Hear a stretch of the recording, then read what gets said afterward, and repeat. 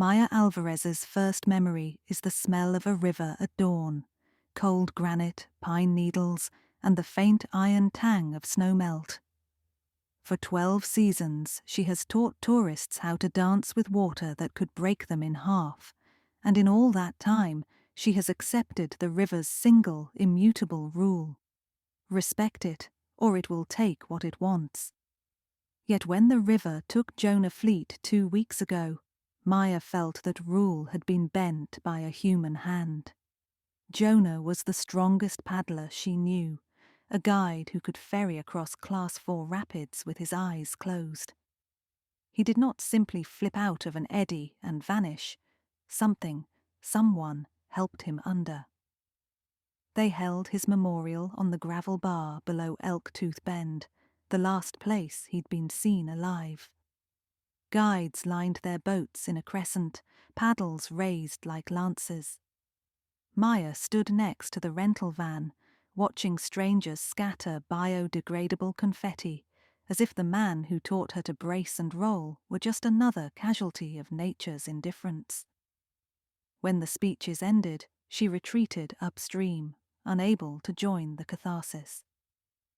3 bends later, she spotted bright plastic wedged beneath a fallen cottonwood. It was a black-shafted paddle Jonah used for private trips, the carbon blade scratched by bedrock. She waded knee-deep, freed it, and noticed fresh gouges on the face where slick varnish had been shaved to naked carbon. Words had been carved with a river knife.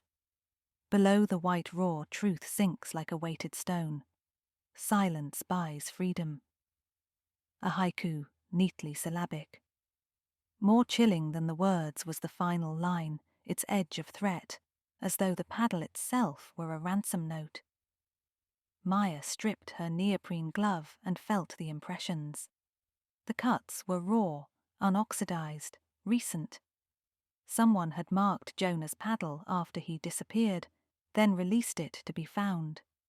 She dragged it onto shore, staring at the silent letters until the sky bruised purple. By the time she returned to camp, the vans had gone, leaving only Jonah's husky Archer tethered to the gear shed. The dog whined when he smelled the paddle, ears flattening, as if he too could read the river's warning. Maya spent that night in the boathouse office, staring at incident reports. The coroner's preliminary finding was accidental drowning, victim pinned under a sweeper, skull lacerated. But River Patrol never recovered his helmet. They filed it under gear drift, the current's version of entropy. Maya knew better. Helmets pop unless they're tethered. Jonah's strap had a quick-release buckle. Even pinned, he could have slipped free. What kept him down there? She thought about the haiku. Jonah wrote poetry, but never on gear, and never with malice. During slow shuttle rides, he recited verses that praised moonlight on eddies or compared foam to the whiskers of old lions. He would never threaten "silence buys freedom." The phrase reeked of coercion.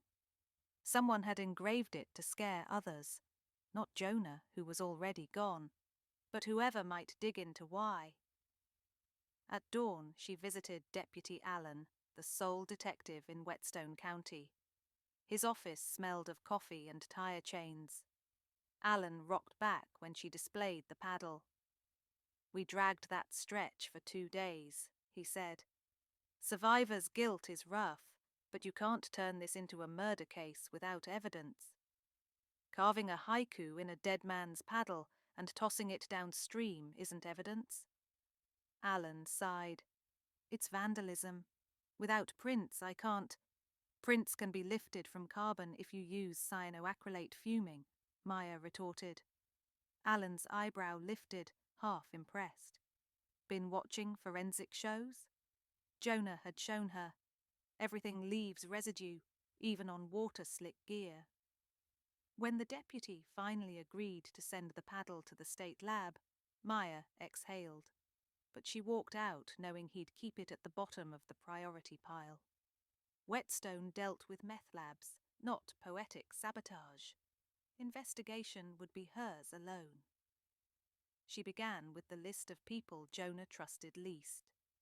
Atop it, Bryce Cavanaugh, co-owner of Canyon Crest Outfitters, and, since last winter, Jonah's business partner.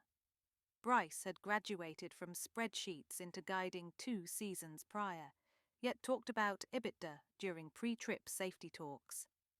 Jonah told Maya he planned to buy Bryce out after discovering creative accounting in the books. Was Bryce desperate enough to kill? The Outfitters' lodge stood on stilts above the floodplain. Maya caught Bryce studying the guide schedule, Bluetooth headset glowing. He managed a salesman's smile. "You coming to sign tomorrow's roster?" "Not guiding tomorrow," Maya said, setting the clipboard aside. "I'm reviewing incident footage." Bryce's smile cooled. "River Patrol already filed." "I'm not River Patrol." She met his eyes. "You didn't seem surprised when Jonah drowned." He exhaled through his nose. "People die in rivers. Not Jonah, not like that." Something hard flashed behind his irises. "Let it go, Maya." Those 4 words felt like a hook in her ribs. Let it go, the same instruction embedded in the haiku? She left before anger could betray her. Next, she visited Clara Wu, Jonah's ex-girlfriend and owner of rival outfit Ripple Line. Clara had a reputation for steel-edged efficiency, but had cried openly at the memorial. Tears still rimmed her eyes as she opened her trailer door. "Do you recognize this handwriting?" Maya showed her a phone photo of the carved haiku. Clara ran a thumb over the screen. "Jonah's letters curved left like willow branches. These are chiseled. He didn't write this." "Any idea who did?" Clara hesitated. "Jonah mentioned someone tailing him last month. Truck with no plates. He thought it was about the water rights hearing." Water rights. Maya remembered fleeting conversations around campfires. Upstream conglomerate Helios Mining had petitioned to divert 40% of the river for mineral processing. Guides feared a shrunken flow would gut tourism. Jonah spoke at town halls, citing ecological destruction. Bryce, by contrast, welcomed the economic injection. If Helios secured the diversion, Canyon Crest expected contract work guiding engineers and VIPs through the remaining runnable sections. "It's bigger than accounting tricks," Maya murmured. Clara touched her arm. "Be careful." That evening, Maya broke into Jonah's locker. Among rolled charts and pogies, she found a spiral notebook labeled Helios. Inside were water samples logged by date and GPS coordinates, plus notations. Turbidity spikes, pH anomalies. One line circled twice. "Toxic release, proof pending." Attached was a thumb drive. She hurried to the boathouse computer. The drive contained drone footage, a hidden sluice above mile 47, where murky effluent bled into the river. Jonah filmed men at night, tipping barrels. Her throat tightened. He was building a case. If Bryce had allied with Helios, Jonah's discovery became a lethal liability. A scrape behind her. She yanked the drive out as Bryce stepped into the office. "Working late," he said. "Just catching up on paperwork." His gaze drifted to the unlocked locker, the open laptop. Something in his stance shifted from casual to predatory. "You and I should talk budgets tomorrow." "Sure," she lied, heart hammering. Once he left, Maya copied the footage to her phone, pocketed the drive, and stashed the notebook in her dry bag.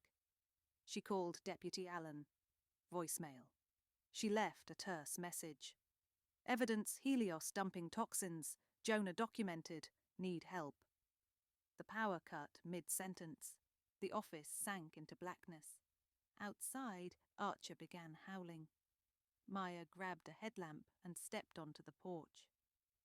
A shadow moved near the fuel shed. the stench of diesel riding the night breeze. Then a whoosh. Flames roared up the wooden siding. Someone had splashed gasoline. Maya sprinted to untie Archer. The dog bolted toward the riverbank. She followed, coughing on smoke. Behind, fire consumed the shed and leapt to the gear racks. Fiberglass hulls cracked like gunshots as resin ignited. Lights approached along the dirt road, the volunteer department. But whoever torched the shed had vanished downriver. Maya stared at the inferno, tears of heat and frustration streaming. First Jonah, now their boats, erase the evidence, cripple the witnesses. Morning revealed total loss. 12 kayaks, flammable files, helmets, including Jonah's spare. The fire chief ruled arson. Deputy Allen finally arrived, rubbing sleep. Maya handed him the notebook and drone footage, voice raw. This is why Jonah died. Allen scanned the material. If this is real, it's federal, EPA territory. Then protect it. Someone burned the shed to stop me. The deputy sealed the notebook in an evidence bag. Come to the station after lunch, we'll file. Maya drove home to shower, every muscle trembling. In the mirror, she noticed a smear of soot across her neck, except the shape was wrong, a fist-sized bruise she hadn't felt in the chaos. Her memory flashed to the jostle outside the office, Bryce brushing past. Did he strike her, and she'd been too adrenalized to notice? She touched the bruise, vowed no more near misses. She strapped Archer into her station wagon and drove north, avoiding town. If Bryce or Helios's goons wanted the footage, they'd check the station next. She needed a safer courier. Clara. Ripple Line's base sat beside a meadow, kayaks stacked like colourful dominoes. Maya explained, handing over a duplicate thumb drive. Clara listened, jaw tightening.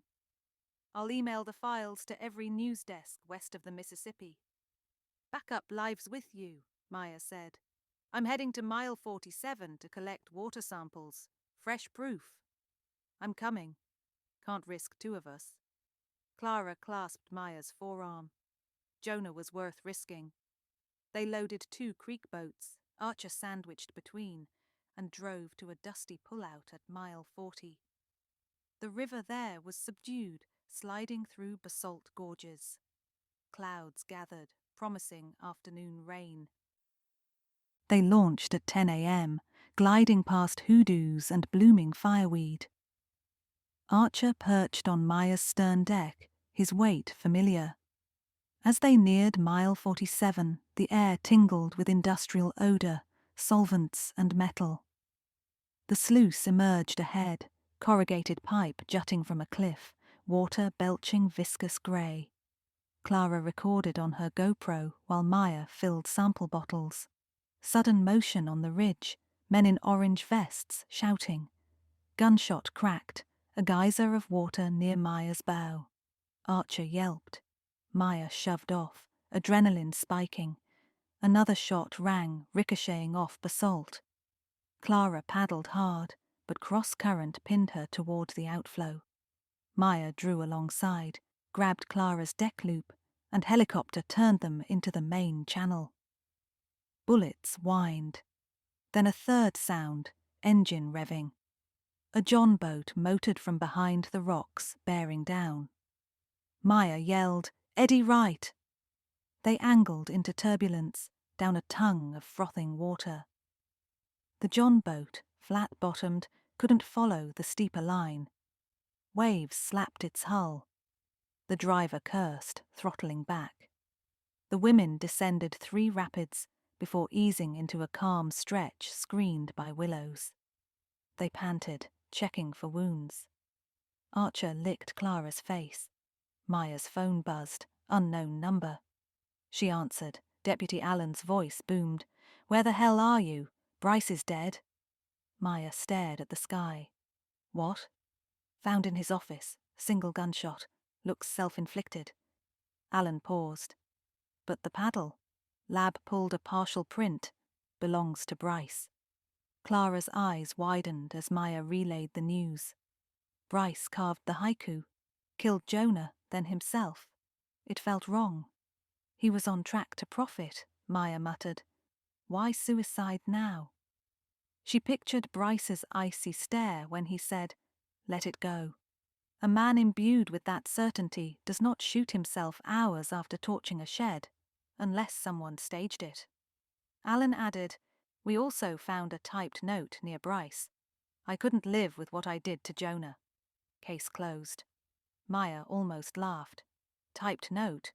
Bryce pecked emails with 2 fingers. Alan exhaled. "I know, but the DA... Tell the DA to hold the press.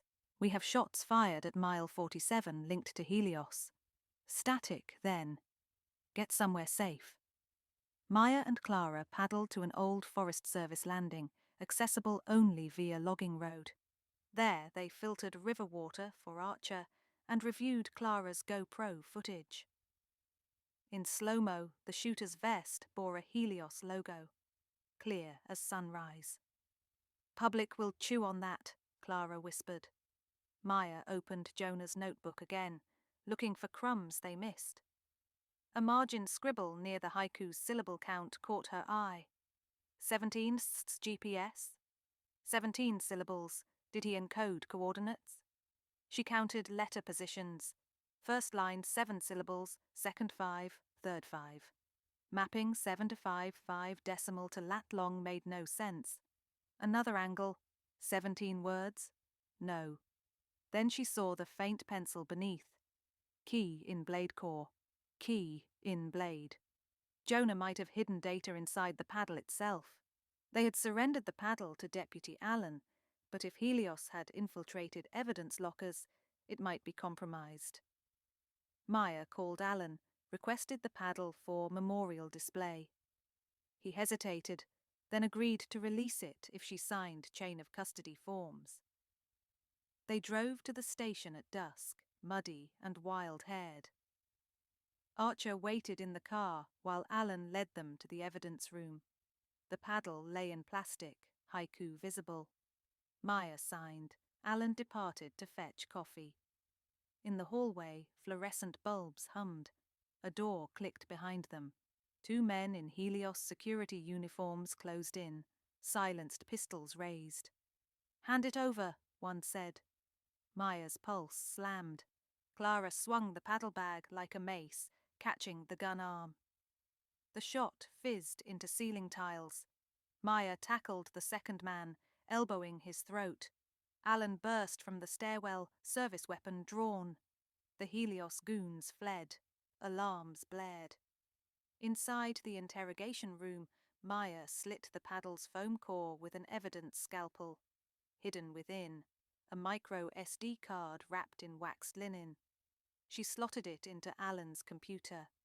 Files popped, chemical assays proving Helios discharged cyanide compounds beyond legal thresholds, dated the week before Jonah's death. There were also audio files, Jonah arguing with Bryce. "I won't bury this," Jonah's voice said. Bryce replied, "They'll bury you instead." Maya closed her eyes. Bryce threatened, but did he kill? She cued another clip.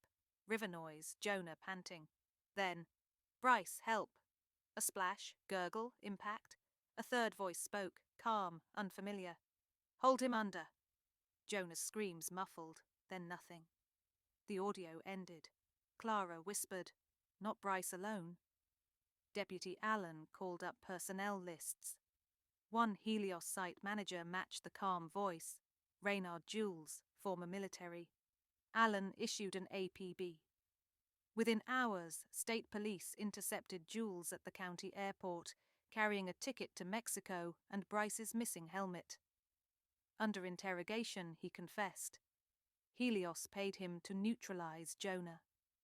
Bryce was coerced to assist and later framed for arson and suicide when he threatened to confess. Days passed in legal frenzy. EPA agents descended on mile 47, sealing the sluice. News crews camped outside the jail. Maya watched from her porch as helicopters ferried barrels away. At Jonah's formal inquest, Maya testified about the paddle, the haiku, the hidden card. Clara presented water samples confirming toxic spikes. Deputy Allen acknowledged his initial skepticism. The coroner amended the cause of death to homicide. Bryce received a posthumous exoneration. His family sat tear-streaked but relieved. After court, Maya hiked to the overlook above Elktooth Bend. She carried a new cedar paddle, blank except for 3 words burned near the grip. For Jonah, always. Archer padded beside her. The river below snarled and glittered, ancient and patient. She knelt, speaking aloud, though no one but the dog could hear. You used the river to hide the clue, but it also delivered it to me. Good trick. She laughed quietly, then set the paddle in the current. It drifted, caught the glimmer path of sunset, and slipped beyond the bend. As darkness folded over the gorge, Maya felt the river breathe against the rocks, a vast, indifferent lung. Respect it, Jonah once told her, and it might show mercy. She stood, inhaled pine and granite, and promised to teach that rule to every new paddler who came her way, adding a footnote Jonah wrote in secret syllables. When humans corrupt water, water remembers. The river did not answer, but its roar sounded less like violence now, and more like vow.